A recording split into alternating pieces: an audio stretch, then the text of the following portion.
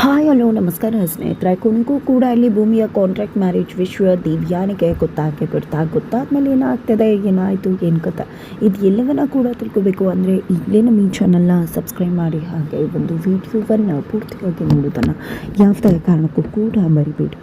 ಇಲ್ಲಿ ಅಚ್ಯುತ್ ಮತ್ತು ಭೂಮಿ ಇಬ್ಬರು ಕೂಡ ಬೇರೆ ಬೇರೆ ಆಗುವ ಸಮಯ ಬಂದೇ ಬಿಡ್ತು. ಅವರ ಕಾಂಟ್ರಾಕ್ಟ್ ಮ್ಯಾರೇಜಿನ ಸಮಯ ಮುಗ್ದೇ ಹೋಯಿತು. ಅದೇ ಕಾರಣದಿಂದ ಇಲ್ಲಿ ಭೂಮಿ ಡಿಸ್ಟರ್ಬ್ ಆಗಿದ್ದಾಳೆ. ಅಚ್ಯುತ್ ಮೇಲೆ ಸಾಕಷ್ಟು ರೀತಿಯ ಪ್ರೀತಿ ಇಟ್ಕೊಂಡಿರ್ತಕ್ಕಂಥ ಭೂಮಿ, ಅತ್ತ ಕಡೆ ಭೂಮಿ ಮೇಲೆ ಸಾಕಷ್ಟು ಪ್ರೀತಿ ಇಟ್ಕೊಂಡಿರ್ತಕ್ಕಂಥ ಅಚ್ಯುತ್ ಮನಸ್ಸಲ್ಲೇ ಎಲ್ಲ ವಿಷಯವನ್ನು ಕೂಡ ಬಚ್ಚಿಟ್ಕೊಂಡು ಮೇಲ್ನೋಟಕ್ಕೆ ಯಾವುದೇ ರೀತಿ ಪ್ರೀತಿ ಇಲ್ಲದಾಗೆ ಇಬ್ಬರು ಕೂಡ ದೂರ ಆಗೋ ನಿರ್ಧಾರಕ್ಕೆ ಬಂದಿದ್ದಾರೆ. ಎತ್ತ ಕಡೆ ಭೂಮಿ ಸ್ಟೇಷನ್ಗೆ ಬರ್ತಾರೆ. ಸ್ಟೇಷನಲ್ಲಿ ತುಂಬ ಭೂಮಿ ಡಿಸ್ಟರ್ಬ್ ಆಗಿರ್ತಾಳೆ. ಯಾಕೆ ಭೂಮಿ ಡಿಸ್ಟರ್ಬ್ ಆಗಿದೆಯಾ ಅಂತ ಕೂಡ ಅಚ್ಯುತ್ ಕೇಳ್ತಿದ್ದಾರೆ.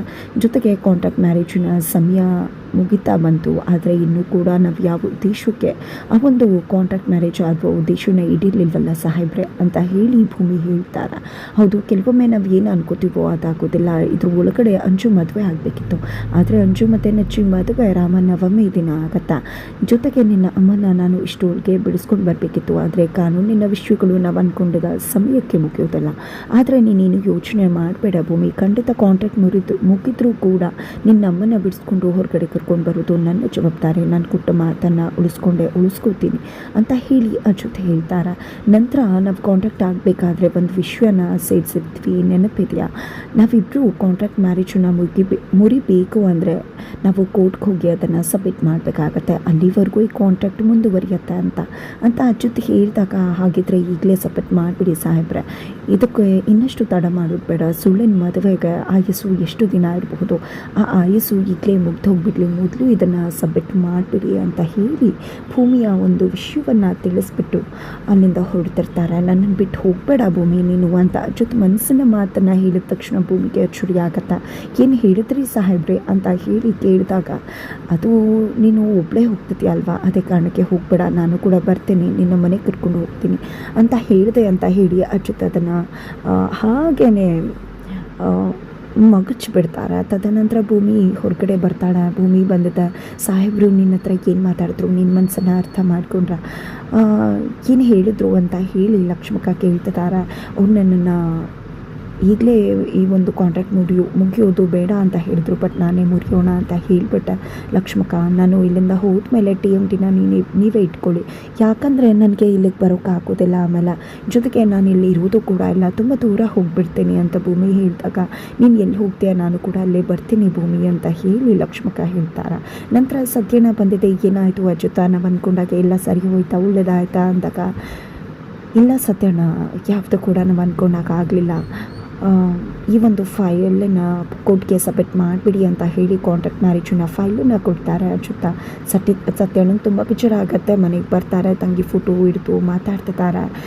ನೋಡು ಸಾಹಿತ್ಯ, ನನಗೆ ಸಿಂಹಾಸನ ಇರೋ ಅವಕಾಶ ಸಿಕ್ಕಿತ್ತು, ಅಚ್ಯುತ್ನ ಮದುವೆ ಆಗೋ ಅವಕಾಶ ಸಿಕ್ಕಿತ್ತು, ಆದರೆ ಆ ದೇವರು ನಿನ್ನನ್ನು ಕಿತ್ಕೊಂಡ್ಬಿಟ್ಟ, ನೀನು ನನ್ನಿಂದ ದೂರ ಹೋಗ್ಬಿಟ್ಟೆ ನಮ್ಮಿಂದ. ಆದರೆ ಭೂಮಿಗೆ ಎಲ್ಲ ಯೋಗ್ಯತೆ ಇದೆ, ಅಚ್ಯುತ್ ಜೊತೆ ಭಾಳ ಯೋಗ್ಯತೆ ಇದೆ, ಅಚ್ಯುತ್ ಬದುಕಲ್ಲಿ ಅವನ ಹೆಂಡತಿಯಾಗಿ ಇರೋ ಯೋಗ್ಯತೆ ಇದೆ. ಆದರೆ ಏನು ಮಾಡೋದು ಅದಟ್ಟಿಗೆ ಅರ್ಥನೇ ಆಗ್ತಿಲ್ಲ, ಅದನ್ನು ಅವಳು ಕಳ್ಕೊತಿದ್ದಾಳೆ. ಇವರಿಬ್ಬರನ್ನ ಹೇಗೆ ಬಂದ್ ಮಾಡಬೇಕು ಅಂತಲೇ ನನಗೆ ಗೊತ್ತಾಗ್ತಿಲ್ಲ, ನೀನೇನಾದರೂ ನನಗೆ ಐಡಿಯಾ ಕೊಡಬೇಕು ಅಂತ ಹೇಳಿ ಸತ್ಯನ ತನ್ನ ತಂಗಿ ಫೋಟೋ ಹಿಡಿದು ಮಾತಾಡಬೇಕಿದ್ರೆ ಅಲ್ಲಿ ಒಂದು ಪೇಪರಲ್ಲಿ ಕಮಿಷನರ ಬಗ್ಗೆ ವಿಷಯ ಕೊಟ್ಟಿರ್ತಾರೆ. ಅದನ್ನು ಓದಿದೆ, ನಮ್ಮ ಕಮಿಷನರ್ ಅಂದ್ಕೊಂಡಿದ್ದೆ. ಕಮಿಷನರ್ಗೆ ಕಾಲ್ ಮಾಡ್ತಾರೆ, ನಾನು ನಿಮ್ಮ ಮಗನ ಫ್ರೆಂಡು ಸತ್ಯ ಅಂತ ಹೇಳ್ತಾರೆ. ಸತ್ಯನ ನೀನು ಅದೇ ಬ್ಯಾಚುಲರ್ ಸತ್ಯ ಅಂದಾಗ, ಹೌದು ಅದೇ ಬ್ಯಾಚುಲರ್ ಸತ್ಯ, ನೆನಪಿಟ್ಕೊಂಡಿದ್ರಲ್ಲ, ತುಂಬ ಥ್ಯಾಂಕ್ಸ್, ಆದರೆ ನಾನು ನಿಮ್ಮ ಹತ್ರ ಅಫಿಷಿಯಲ್ ಆಗಿ ಒಂದು ವಿಷಯ ಮಾತನಾಡಬೇಕಿತ್ತು ಅಂತ ಹೇಳಿದಾಗ, ಸರಿ ಆಯಿತು ಬನ್ನಿ ಅಂತ ಕಮಿಷನರ್ ಕೂಡ ಹೇಳ್ತಾರೆ. ಇತ್ತ ಕಡೆ ಭೂಮಿ ಮತ್ತು ಅಚ್ಯುತ ಒಂದು ವೆಡ್ಡಿಂಗ್ ಆ್ಯನಿವರ್ಸರಿನ ಆಚರಣೆ ಮಾಡಬೇಕು ಅಂತ ಎಲ್ಲರೂ ಕೂಡ ಯೋಚನೆ ಮಾಡ್ತಿರ್ತಾರೆ. ಇದರ ನಡುವೆ ಅಶ್ವಿನಿ ಕೆಲವೊಂದು ಮಾತುಗಳು ನಚ್ಚಿಗೆಯ ಮನೆಯವರಿಗೆ ಇಷ್ಟ ಆಗೋದಿಲ್ಲ. ಆಗ ಇಲ್ಲಿ ಶ್ರವಣ್ ಅವರು ಒಂದು ಮಾತು ಹೇಳ್ತಾರೆ, ಇಲ್ಲಿ ಒಂದು ಮನೆ ಅಂದಮೇಲೆ ನಂದು ನಿಂದು ಅಂತೆಲ್ಲ ಯೋಚನೆ ಮಾಡೋದನ್ನು ಬಿಟ್ಟು, ಯಾರೇ ತಪ್ಪು ಮಾಡಿದ್ರು, ಯಾರು ತಪ್ಪು ಮಾಡಿದ್ರು ಅನ್ನೋದು ಬಿಟ್ಟು, ನಾವು ನಮ್ಮ ಸಂಸಾರ, ನಮ್ಮ ಸಂಬಂಧ ಅಂತ ಹೋದರೆ ಯಾವುದೇ ರೀತಿ ಸಮಸ್ಯೆಗಳು ಇರುವುದಿಲ್ಲ ಅಂತ ಶ್ರವಣ್ ಹೇಳ್ತಾರೆ. ಆದರೆ ಬೇಕು ಅಂತಲೇ ಕುಂಕುಮ ಮಾತಾಡಿದಾಗ ಅದು ತಪ್ಪಾಗಿರತ್ತೆ ಅಲ್ವಾ ಮಾವ, ದಯವಿಟ್ಟು ತಪ್ಪು ತಿಳ್ಕೊಬೇಡಿ ನನ್ನ ಮಾತನ್ನು ಅಂತ ನಚ್ಚು ಹೇಳಿದಾಗ, ಹೌದು ನಚ್ಚು ನೀನು ಹೇಳ್ತಿರೋದು ಕರೆಕ್ಟಾ. ನೋಡಮ್ಮ ಅಶ್ವಿನಿ, ನೀನು ಈ ಸಂಸಾರದ ಹುಡುಗಿ, ಎಂದು ಕೂಡ ಈ ರೀತಿ ಮಾತಾಡಬೇಡ, ಗೊತ್ತಿಲ್ಲದೆ ಮಾತಾಡಿದ್ಯಾ, ಇನ್ನು ಮುಂದೆ ಅದನ್ನು ರಿಪೀಟ್ ಮಾಡಬೇಡ ಅಂತ ಮಕ್ಕಳಿಗೆ ಎಚ್ಚರಿಕೆ ಕೊಡ್ತಾರೆ. ನಂತರ ಅಚ್ಯುತ್ ಮತ್ತು ಭೂಮಿ ವೆಡ್ಡಿಂಗ್ ಆ್ಯನಿವರ್ಸರಿ ಇದೆ, ನಾವು ಹೇಗಾದರೂ ಮಾಡಿ ಸರ್ಪ್ರೈಸ್ ಪಾರ್ಟಿಯನ್ನು ಕೊಡಬೇಕು ಅಂದಾಗ ಹೌದು ಯೋಚನೆ ಮಾಡೋಣ ಹೇಗೆ ಮಾಡೋಣ ಅಂತ ಹೇಳಿದ್ದೆ. ಮನೆಯಲ್ಲಿ ಎಲ್ಲರೂ ಕೂಡ ಗುಂಪು ಸೇರ್ಕೊಂಡ್ಬಿಟ್ಟಿದ್ದಾರೆ. ಸೇರ್ಕೊಂಡಿದ್ದೆ ಎಲ್ರಿಗೂ ಕೂಡ ಏನೋ ಮಾಡಬೇಕು ಅನಿಸ್ತದೆ, ಬಟ್ ಏನು ಮಾಡಬೇಕು ಅಂತ ಗೊತ್ತಾಗ್ತಿಲ್ಲ. ಆಗಲೂ ಕೂಡ ಅಶ್ವಿನಿ ಕುಂಕುಮ ಮಾತಾಡ್ತಾರೆ, ಮುರಿದೋಗೋ ಮದುವೆಗೆ ಇದೆಲ್ಲ ಬೇಕಿದೆಯಾ ಅಂತ. ಆಗ ಮನೆಯವ್ರಿಗೆ ಎಲ್ಲರೂ ಕೂಡ ನಿನ್ನನ್ನು ಕೇಳಿದ್ವಾ, ನಾವು ಮಾಡ್ತಾ ಇದ್ದೀವಿ ತಾನೇ, ನೀನು ಬಾಯಿ ಮುಚ್ಕೊಂಡು ಸುಮ್ಮನಿರು ಅಂತ ಹೇಳಿ ಬೈತಾರೆ. ನಂತರ ಇಲ್ಲಿ ನಚ್ಚಿ ನನಗೊಂದು ಐಡಿಯಾ ಇದೆ, ನನ್ನ ಹತ್ರ ಒಂದು ಅಷ್ಟು ಫೋಟೋಸ್ ವೀಡಿಯೋಸ್ ಇದೆ ಇಲ್ಲಿಗೆ ಬಂದಮೇಲೆ, ಅದೇ ರೀತಿ ನಿಮ್ಮ ಹತ್ರ ಇರೋ ವಿಡಿಯೋಸ್ ಫೋಟೋಸ್ ಕಳಿಸಿ ಅದನ್ನು ಎಲ್ಲವನ್ನೂ ಕೂಡ ರೆಡಿ ಮಾಡಿ ಒಂದು ಲೈಫ್ ಜರ್ನಿ ಮಾಡ್ತೀನಿ, ಅದಕ್ಕೆ ಸೂಪರ್ ಆಗಿರೋ ಬ್ಯಾಕ್ಗ್ರೌಂಡ್ಸ್ ಮ್ಯೂಸಿಕನ್ನು ಮಿಕ್ಸ್ ಮಾಡ್ತೀನಿ ಅಂತ ನಚ್ಚಿ ಹೇಳಿದಾಗ ಸರಿ ಆಯಿತು, ಹಾಗಿದ್ರೆ ನಾನು ಫೇವ್ರೇಟ್ ಡಿಶ್ಶು ಅಡುಗೆ ಎಲ್ಲನೂ ಕೂಡ ಮಾಡ್ತೀನಿ, ಅದು ನಾರ್ತ್ ಇರಲಿ ಸೌತ್ ಇರಲಿ ಅಂತ ಸಂಗೀತ ಅವರು ಹೇಳ್ತಾರೆ. ಆದರೆ ನಮ್ಮ ಅಣ್ಣ ಮತ್ತು ಅದಕ್ಕೆ ಪಕ್ಕ ಮಂಡ್ಯ ಸ್ಟೈಲ್ ಊಟನೇ ಇಷ್ಟ ಆಗೋದು ಅಂತ ಹೇಳ್ತಿದ್ದಾಗಿ ಭೂಮಿ ಅಲ್ಲಿಗೆ ಎಂಟ್ರಿ ಕೊಡ್ತಾರೆ. ಏನು ನನ್ನ ಮೈದು ಅಣ್ಣ ಅದಕ್ಕೆ ಅಂತ ಹೇಳ್ತಿದ್ನಲ್ಲ ಅಂದಾಗ ಅಯ್ಯೋ ಏನಿಲ್ಲ ಅಣ್ಣ ಅದಕ್ಕೆ ನಮ್ಮ ಮನೆಯವರೆಲ್ಲರೂ ಸೆಕೆಂಡ್ ಶೋ ಫಿಲ್ಮ್ಗೆ ಹೋಗೋಣ ಅಂದರು, ನಾನು ಜಾಸ್ತಿ ನಿದ್ದೆ ಮಾಡೋಕ್ಕಾಗಲ್ಲ ಅಂದ. ಅದೇ ಟೈಮಲ್ಲಿ ಹೋಗೋಣ ಏನಿದು ಅಂದಾಗ ನನ್ನ ಅಣ್ಣ ಅದಕ್ಕೆ ನೀನು ಡಾಕ್ಟರ್ ಆಗಿ ನಿಂಗೆ ಗೊತ್ತಾಗಿಲ್ವಾ ಅಂತ ಬೈತಾರೆ ಅಂತ ಹೇಳಿದೆ ಅಷ್ಟೆ ಅಂತ ಹೇಳಿ ನಚ್ಚಿ ಹೇಳ್ತಾರೆ. ನಂತರ ಸರಿ ಹೋಗಮ್ಮ ಭೂಮಿ ನೀನು ಫ್ರೆಶ್ ಅಪ್ ಆಗು ಅಂತ ಸಂಗೀತ ಅವ್ರು ಕಳಿಸ್ತಾರೆ. ಭೂಮಿ ಕೂಡ ಹೋಗ್ತಾರೆ. ಭೂಮಿಗೆ ಹಾಕೋ ಡೌಟ್ ಬಂದಿದೆ, ನಾವು ಯಾವುದೇ ಕಾರಣಕ್ಕೂ ಸುಳಿವನ್ನು ಬಿಟ್ಕೊಡ್ಬಾರ್ದು ಅಂತ ಶ್ರವಣ್ ಹೇಳ್ತಾರೆ. ನಂತರ ದೇವಿಯಾನಿ ಬಳಿಗೆ ಮಗಳು ಬಂದಿದೆ, ಏನು ಮಮ್ಮಿದಲ್ಲ ಮನೆಯವರೆಲ್ಲ ಅವರ ವೆಡ್ಡಿಂಗ್ ಆ್ಯನಿವರ್ಸರಿ ಸೆಲೆಬ್ರೇಟ್ ಮಾಡಬೇಕು ಅಂದ್ಕೊಂಡಿದ್ದಾರೆ, ನಾನು ನೋಡಿದ್ರೆ ಅವರ ಒಂದು ಕಾಂಟ್ಯಾಕ್ಟ್ ಮ್ಯಾರೇಜಿನ ವಿಷಯವನ್ನು ಎಲ್ಲರ ಮುಂದೆ ಎಕ್ಸ್ಪೋಸ್ ಮಾಡಬೇಕು ಅಂದ್ಕೊಂಡಿದ್ದೀನಿ, ನೀನು ನೋಡಿದ್ರೆ ಈ ರೀತಿ ಮಾತಾಡ್ತಿದ್ಯಲ್ಲ, ಏನೋ ಮಾತಾಡ್ದೆ ಅವ್ರಿಗೆ ಸಪೋರ್ಟ್ ಮಾಡ್ತಿದ್ಯಲ್ಲ ಅಂದಾಗ ನೋಡು ಅಂಚು ಆ ಕಾಂಟ್ಯಾಕ್ಟ್ ಮ್ಯಾರೇಜ್ ಎಕ್ಸ್ಪೋಸ್ ಆಗೋದ್ರಿಂದ ಏನು ಪ್ರಯೋಜನ ಆಗತ್ತಾ ಅಂತ ದೇವಿಯಾನಿ ಅವರು ಕೇಳಿದ್ದಕ್ಕೆ ನಾನು ತುಂಬ ದಿನದಿಂದ ಅಬ್ಸರ್ವ್ ಮಾಡ್ತಿದ್ದೀನಿ, ಭೂಮಿ ಡಿಸ್ಟರ್ಬ್ ಆಗಿದ್ದಾಳೆ, ಈ ಮನೆಯಿಂದ ಹೋಗಬೇಕು ಅಂತ ಇರ್ಬೋದು ಅಂತ ಹೇಳಿ ಅಂಜು ಹೇಳಿದಾಗ ಒಂದು ವಿಷಯ ತಿಳ್ಕೊ, ನನಗೆ ಯಾಕೋ ಅವಳು ಅದಕ್ಕೆ ಡಿಸ್ಟರ್ಬ್ ಆಗಿದ್ದಾಳೆ ಅನ್ನಿಸ್ತಿಲ್ಲ.